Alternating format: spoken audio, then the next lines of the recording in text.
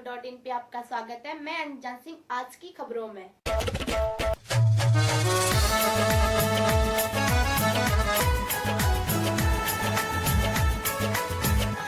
अपने प्रदेश में हम कांग्रेस जिताएंगे। नफरत छोड़ो, भारत जोड़ो। नफरत छोड़ो, भारत जोड़ो। आओ मिलकर साथ चले, मिले कदम से कदम हमारा, सुर से सुर और ताल मिले। हरियाणा में जिस तरह से विधानसभा चुनाव हैं, चुनावी सरगर्मियां तेज हैं। पिछले 10 साल की सरकार और आने वाली सरकार किसकी होगी, क्या रुझान रहेगा, क्या कहते हैं? देखिए, हरियाणा में अब चुनाव तो बिल्कुल सिर के ऊपर है, ठीक है। तो ये तो कहते हैं मौका भी है, दस्तूर भी है, वो वाली बात है। और बहुत टाइम से जनता जो इंतज़ार कर रही थी सरकार बदलने का, वो दस्तूर अब चलेगा। अब पिछले 10 साल से जो काम हुए हैं, शुरू में बीजेपी थोड़ी मुस्तैद दिखाई दे भी दी थी, इसमें कोई ऐसी बात नहीं है, पर उनकी मुस्तैदी जो है वो काम में परिवर्तित नहीं हुई।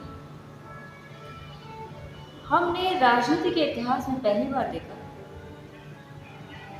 सीएम खट्टर साहब हर महीने, केवल महीने में 2 बार ही गुड़गांव आए हुए हैं, और पर काम क्या हुआ है वो किसी को नहीं मालूम। तो ये जो बात है, जो हम प्रधानमंत्री जी को कहते हैं फोटो जीवी प्रधानमंत्री, क्योंकि जीवी शब्द उन्होंने जोड़ा था किसानों के लिए, तो किसानों ने उनको रिटर्न गिफ्ट दिया था। तो ये फोटो जीवी प्रधानमंत्री के लिए वहां तक सीमित नहीं है, ये सीएम के लिए भी आते हैं, टीम के साथ फोटोग्राफ होती है, पर कार्य क्या होते हैं वो देखने लायक बात है। आए क्या कहते थे, न खाऊंगा न खाना। और सच्चाई ये है, भ्रष्टाचार इतना बढ़ चुका है, जो पहले था उससे 10 गुना बढ़ चुका है। और पहले कम से कम एक शब्द होता था अंडर द टेबल, यूट्यूब बोलते थे उसको, गांव की भाषा में क्या बोलते हैं मुझे ध्यान नहीं, बट वो शब्द चलता था। अब सीना तान कर मांगा जाता है सर, छोटे काम के लिए भी सीना तान के मांगा जाता है सर, कोई लिहाज नहीं है। क्योंकि आप शिकायत कहाँ करेंगे, ऊपर तक जाता है, खुले आम होता है जो हो रहा है। तो बड़े कामों की तो बात छोड़ दीजिए। मैं आपको बताऊं, एक मैं कहूँगी नए नए रईस, तो वो किसी प्रोजेक्ट के लिए वो कहते हैं ऐसा हाल है दीदी कि सुबह इनको दे आओ, शाम तक नई किस्त आ जाती है। तो भ्रष्टाचार का तो हरियाणा में सर ये हाल है, जो उम्मीदों के साथ जनता इनकी तरफ देख रही थी कि भ्रष्टाचार खत्म होगा, ऐसा कुछ नहीं हुआ। बेरोजगारी का तो जिक्र ही क्या करना, वो तो गोदी मीडिया भी अब कह रहा है। जिस हद तक बेरोजगारी बढ़ी है, जिस हद तक बढ़ी, वो भारतीय इतिहास में पहले कभी नहीं हुआ।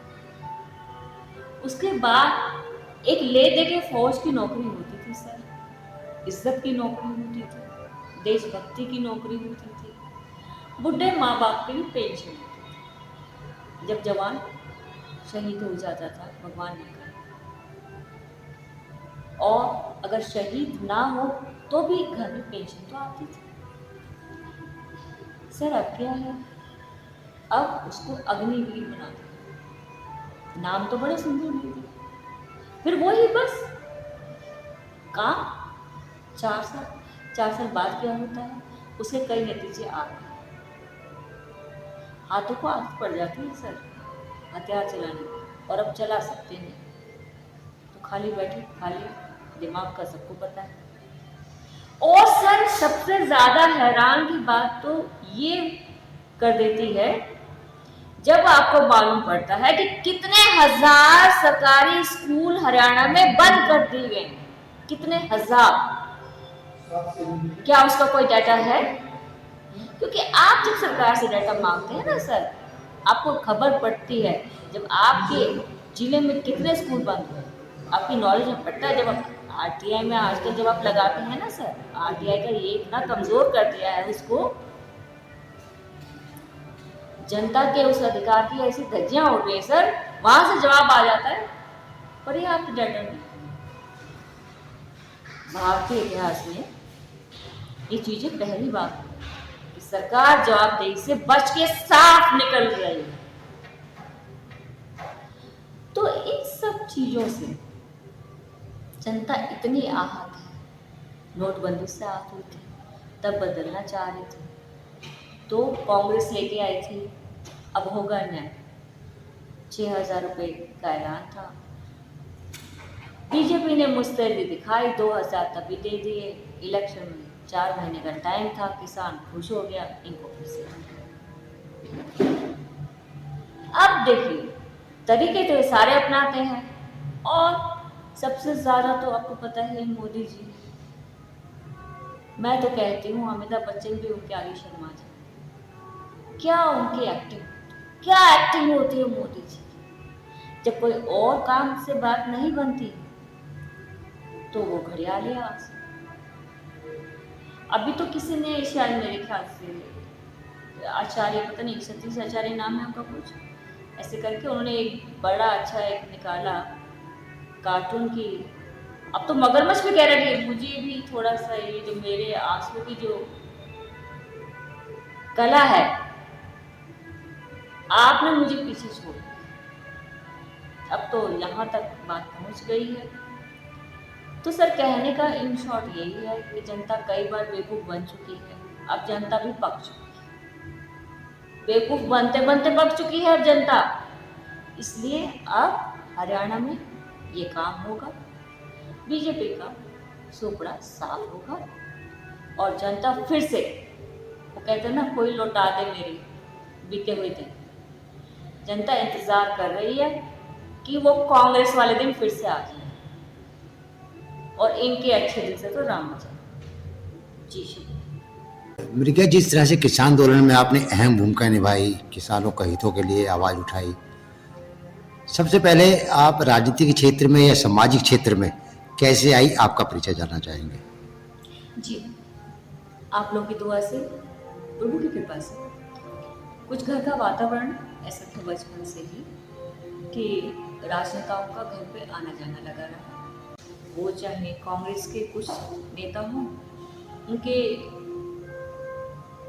जमाने के टाइम से, जब से वो युवा थे, चाहे कांग्रेस के नेता हों चाहे बीजेपी के नेता हों, क्योंकि हमारे कुछ मामा भी बीजेपी में, चाहे वो अभी जैसे सीपीआई है, पहले सीपीएम था, तो उसके नेता हों, क्योंकि दिल्ली लॉ कॉलेज से पिताजी पढ़े थे और उनको जब तक शनिवार इतवार बैठे नहीं लोगों के साथ, उनको चैन नहीं पड़ता था। और हमारे घर में तो सब नारा होता था सुबह उठते घरों में क्या होता है, जय श्री राम, और कहीं होता है जय श्री कृष्णा। और हमारे घर में पिताजी का नारा था, देश की सेवा कौन करेगा, हम करेंगे हम करेंगे। हमें आज तक याद है। तो हम तो आज भी सुबह उठते ना तो एकदम दिमाग में वही घुसता है। तो बस ऐसे माहौल में रहे और फिर प्रभु कृपा से कुछ जहाँ भी कुछ देखा, पिताजी की ऐसी आदत थी वहीं पे उसके खिलाफ आवाज़ उठाना, जहाँ भी गलत देखा और तुरंत अपना 20-50 लोग इकट्ठे किए और पहुँच गए पीएम हाउस। उन दिनों तो डायरेक्ट एक्सेस रहती थी, अब आजकल का माहौल तो मुझे मालूम नहीं। तब करके तो बस वो खून में कुछ ऐसा था, फिर कुछ वक्त का तकाजा ऐसा रहा। तो जितने भी आंदोलन आपके यहाँ हुए हैं देखिए तो बताएं, चाहे वो निर्भया आंदोलन रहा, चाहे वो अन्ना आंदोलन रहा, किसान आंदोलन रहा, हर आंदोलन में मैंने बढ़ चढ़ के भाग लिया। हम निस्वार्थ भाव से समाज में बदलाव के लिए पीड़ितों के साथ, शोषितों के साथ जुड़ नहीं सकते। तो मुझे लगता है कि हमारे एजुकेटेड होने का, वेल ऑफ होने का कोई फायदा नहीं। हमारे हस्तक्षेप न्यूज़.in को सब्सक्राइब करना ना भूलें। हम फिर मिलेंगे एक नए खबर के साथ, तब तक के लिए नमस्कार।